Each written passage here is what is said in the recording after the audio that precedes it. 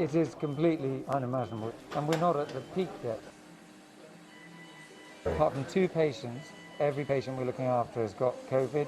We can't cope with a big spike, we just can't. Is one of the doctors here? 75, and actually it's a little change. All the patients here are critically ill. We're planning for many more patients, so all our theatres to be full of COVID patients and possibly beyond. It is, none of us have ever seen anything like this. This used to be a recovery area for patients after surgery. Now it's an intensive care unit for COVID-19 patients. A huge part of the hospital has been transformed in order to deal with coronavirus. I've been in intensive care nursing for about 23 years now, and I've never seen anything like this. Even the London bombings, I've never seen it in such a short, condensed period of time. Many of the patients here are elderly or have underlying health problems, but not all. I think perhaps I was a bit naive when we started. I'd assumed that it would be the older and the sicker. In here we've got a mixture from people in their 40s to people in their 70s. A lot of them have got high blood pressure and diabetes or a bit of respiratory disease. But some of them are coming through who are young and fit. The patients here have severe pneumonia, inflammation of the lungs.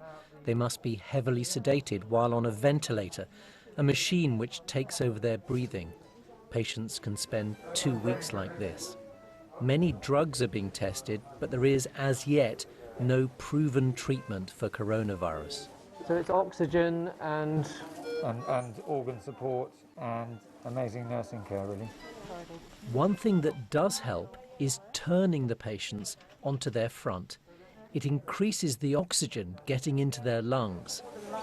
What seems like a simple procedure takes time and lots of pairs of hands. Okay, everyone all right? Yep. Ready, steady, 90. With ventilated patients, extreme care is needed. Okay, ready? All of this while staff wear full personal protective equipment. Well done, that's great. Okay, can we just check that he's ventilated? Their only barrier against coronavirus.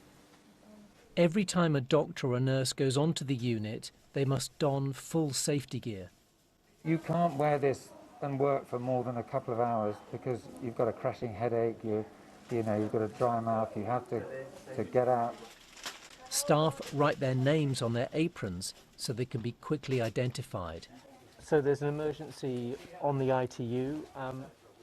The head of critical care was seeing via walkie-talkie whether he could give a second opinion. Yeah, do you want me to stop and don and come in? But he needs to be there, so the full kit has to be put on. They use walkie-talkies because their visors mean they can't communicate on phones. It is draining, physically and mentally. It's really hard, and some of our staff really can't cope with it. You know, we've got a huge number of nurses, doctors and physios, and not all of them can deal with it, so they can only spend a short time, or not just any time. It's not uncommon for some of our staff to have had panic attacks, and just finding this so stressful. So we've got to really support people. Some people just can't do it. Despite the possible risk to themselves, the medical staff carry on. 12-hour shifts, 60 hours a week are the norm. They worry about the patients, about each other, and about those they love. I think it's very hard on our families. My kids are at home, my wife's homeschooling. It's easy in a way for me. I'm doing my job, I'm busy all day. They don't really know what it's like here, whether we're bringing home the virus, and they've just been amazing. Just let me do what I need to do, and I'm just incredibly grateful to them. What is striking here is the sense of calm. In the face of adversity, doctors and nurses simply get on with the job. The staff here are dealing with the biggest challenge ever faced by the NHS. They can save many of the patients, but sadly not all of them. And still, more patients keep coming every day.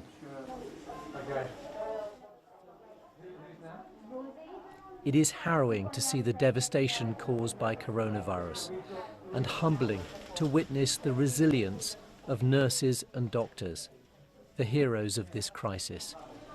Fergus Walsh, BBC News.